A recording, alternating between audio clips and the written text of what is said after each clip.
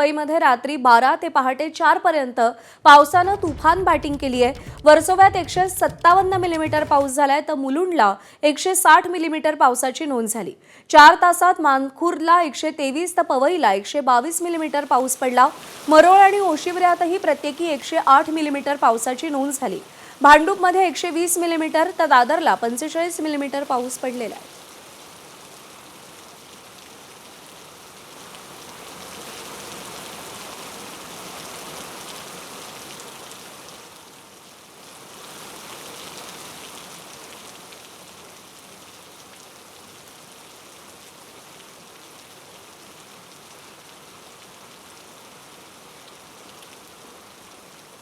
तर मुंबईला काल रात्री पावसानं झोडपून काढलंय। रात्री 12 ते पहाटे 4 पर्यंत जोरदार पाऊस मुंबईमध्ये झालेला आहे। वर्सोव्यात 157 मिलीमीटर, मुलुंडमध्ये 160 मिलीमीटर पावसाची नोंद झाली आहे। 4 तासात मानखुर्दला 123 तर पवईला 122 मिलीमीटर पाऊस झालेला आहे।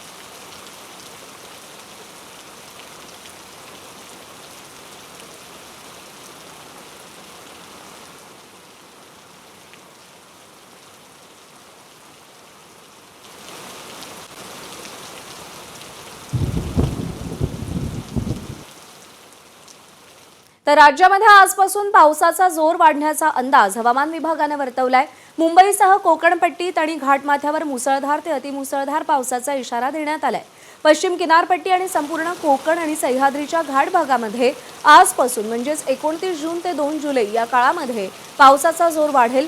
बंगालच्या उपसागरात तयार होणाऱ्या हवामान प्रणालीमुळे 1 आणि 2 जुलै या कालावधीमध्ये तळ कोकण, गोवा तसंच मराठवाडा आणि विदर्भातल्या काही भागांमध्ये पावसाचा जोर जास्त असेल। हवामान अभ्यासकांच्या मते 2 ते 9 जुलै या काळामध्ये मुंबई आणि एमएमआर परिसरासह उत्तर महाराष्ट्र आणि गुजरातमध्ये मुसळधार पाऊस पडण्याची शक्यता आहे। केवळ 3 ते 6 दिवसांच्या कालावधीत काही भागात 500 मिलीमीटर इतका पाऊस होण्याचा अंदाजही वर्तवला जातोय।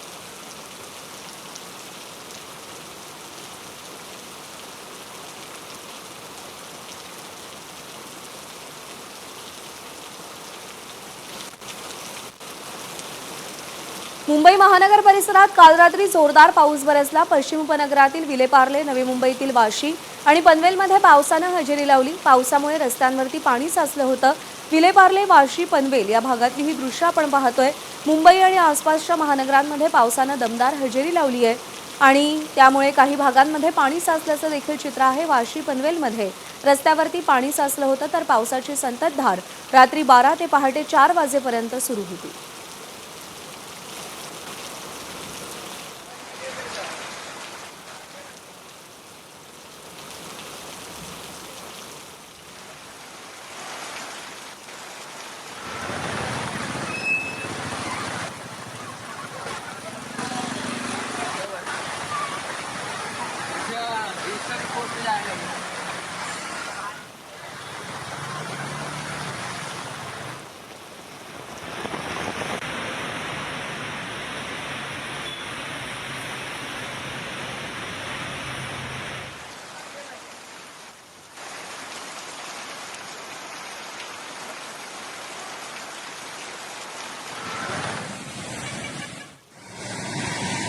राज्यात आजपासून पावसाचा जोर वाढण्याचा अंदाज वर्तवला जातोय। मुंबई महानगरांमध्ये पावसानं दमदार हजेरी लावली आहे।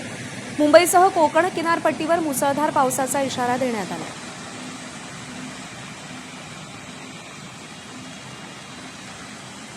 दरम्यान 3 ते 4 दिवस उसंत घेतल्यानंतर मुंबई, ठाणे आणि कल्याण डोंबिवलीमध्ये काल रात्री उशिरा जोरदार पाऊस झाला। ठाण्यामध्ये काल रात्री 11 वाजताच्या सुमारास पावसाला सुरुवात झाली होती आणि अवघ्या 1 तासामध्ये ठाण्यामध्ये 29 मिलीमीटर पावसाची नोंद झाली। त्यामुळे शहरातल्या सखल भागात पाणी साचलं होतं। कल्याण डोंबिवलीतही पावसाच्या हलक्या सरी कोसळल्यानं वातावरणात गारवा निर्माण झाला होता। त्यामुळे नागरिकांना उकाड्यापासून काहीसा दिलासा मिळाला। सध्या मुंबई शहरासह उपनगरात पावसाची रिपरिप सुरू असून ढगाळ वातावरण आहे। त्यामुळे आज दिवसभर पाऊस होण्याची शक्यता वर्तवण्यात आली आहे।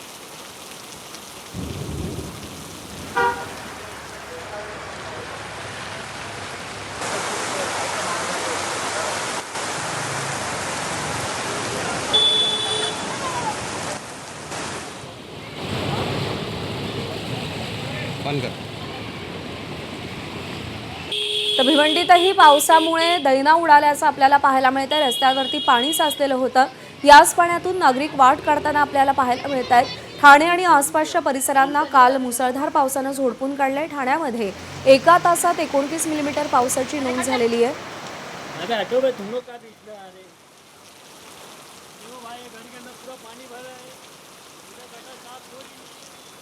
तर भिवंडी शहरालाही काल पावसानं चांगलंच झोडपलं. पावसामुळे प्रभुवाळी परिसरात एका इमारतीची सुरक्षा भिंत कोसळली. सुदैवानं या दुर्घटनेमध्ये कोणालाही इजा झालेली नाही.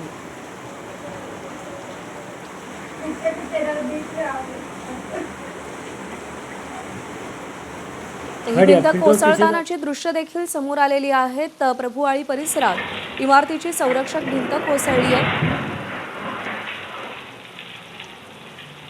त्या घटनेचा सीसीटीव्ही व्हिडिओ समोर आला.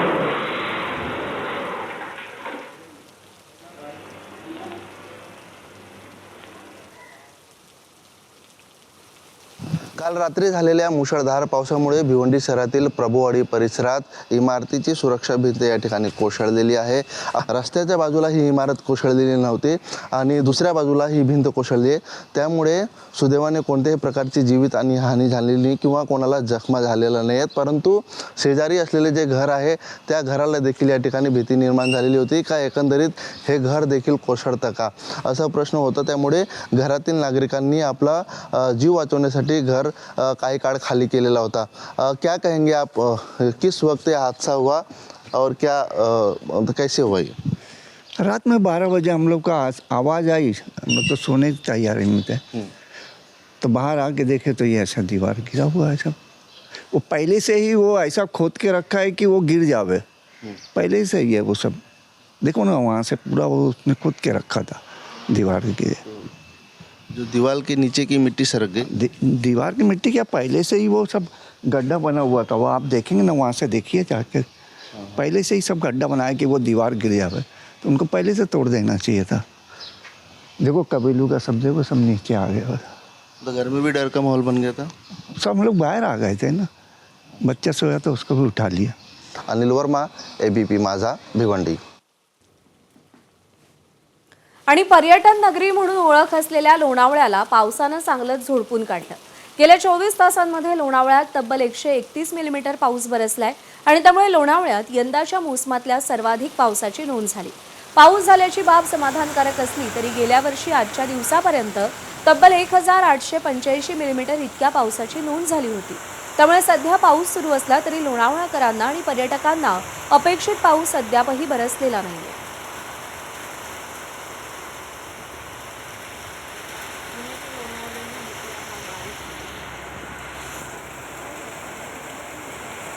तर चिपळूण शहरातही काल मुसळधार पावसाच्या सरी कोसळल्या आणि या पावसामुळे नगर परिषदेच्या नालेसफाईचा पंचनामा झाला.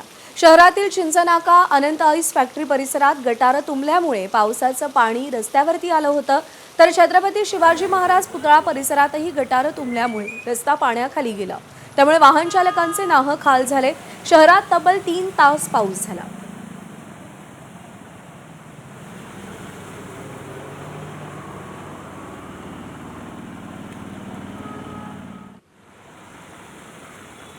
सोलापूर शहरातही काल रात्री 8:30 वाजताच्या सुमारास जोरदार पावसाला सुरुवात झाली.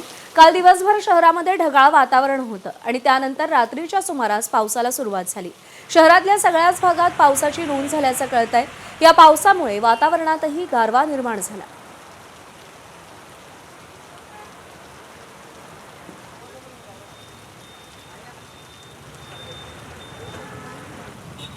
सोलापुरातल्या सांगोल्यामध्ये काल जोरदार पाऊस बरसला आणि पावसामुळे अनेकांच्या घरात पाणी शिरलं. दरम्यान पाऊस झाल्यानंतर आमदार डॉक्टर बाबासाहेब देशमुख हे थेट शेतकऱ्यांच्या बांधावरती भर पावसात पोहोचले. पावसाला सुरुवात झाल्यानं शेतकऱ्यांमध्ये आनंदाचं वातावरण होतं. याच आनंदात सांगोल्याचे आमदार बाबासाहेब देशमुख हे देखील शेतकऱ्यांशी संवाद साधण्यासाठी बांधावर पोहोचले. सांगोला तालुक्यातील कमलापूर इथे बांधावर जात त्यांनी शेतकऱ्यांशी संवाद साधला.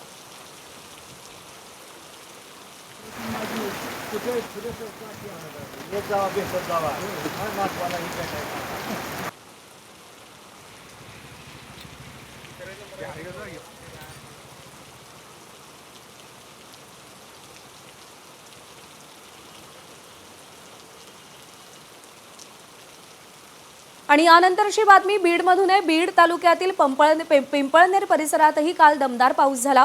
तासभर झालेल्या पावसानं रिद्धी-सिद्धी या दोन्ही नद्या दुथडी भरून वाहू लागल्या. परिसरात मागच्या 25 दिवसांपासून पावसानं ओढ दिली होती आणि त्याआधी झालेल्या पावसात परिसरात 50% शेतकऱ्यांनी पेरण्या करत कपाशीची लागवड केली होती. मात्र पावसानं दडीत मारल्यानं शेतकऱ्यांवर दुबार पेरणीची वेळ आली होती. परंतु काल पिंपळनेर महसूल मंडळात झालेल्या पावसानं शेतकऱ्यांना दिलासा मिळाला.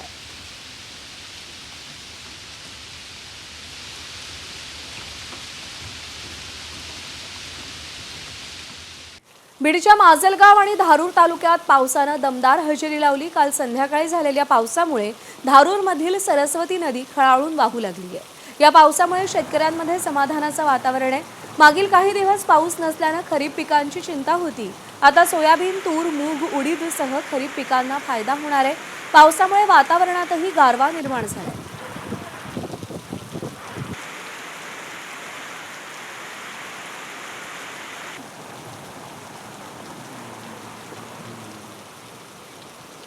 बातमी जळगावमधून आहे. जळगावच्या रावेर शहरामध्ये रविवारी झालेल्या मुसळधार पावसामुळे जनजीवन पुरतं विस्कळीत झालंय. नागझरी नदीला पूर आल्यामुळे नदीकाठच्या घरांमध्ये पाणी शिरलंय, तर शहरामध्ये अनेक ठिकाणी गटारं तुंबल्यानं रस्त्यावरती पाणी साचलंय. दरम्यान पावसामुळे निर्माण झालेल्या परिस्थितीबाबत नागरिकांनी थेट आमदार अमोल जावळे यांच्याशी संपर्क साधून काही तक्रारी केल्या आणि आमदारांनी नागरिकांच्या समस्या सोडवण्यासाठी आवश्यक त्या उपाययोजना केल्या जातील असं आश्वासन दिलं. यावेळी नगरसेवक पद्माकर महाजन आणि राजेश शिंदे यांनी घटनास्थळी भेट देऊन पाणी साचलेल्या भागांची पाहणी केली आणि नागरिकांशी संवाद साधला. दरम्यान रावेर तालुक्यातील गारबर्डी गाव परिसरात एका शेतकऱ्यावर वीज कोसळली आणि त्यामध्ये त्याचा मृत्यू झाला.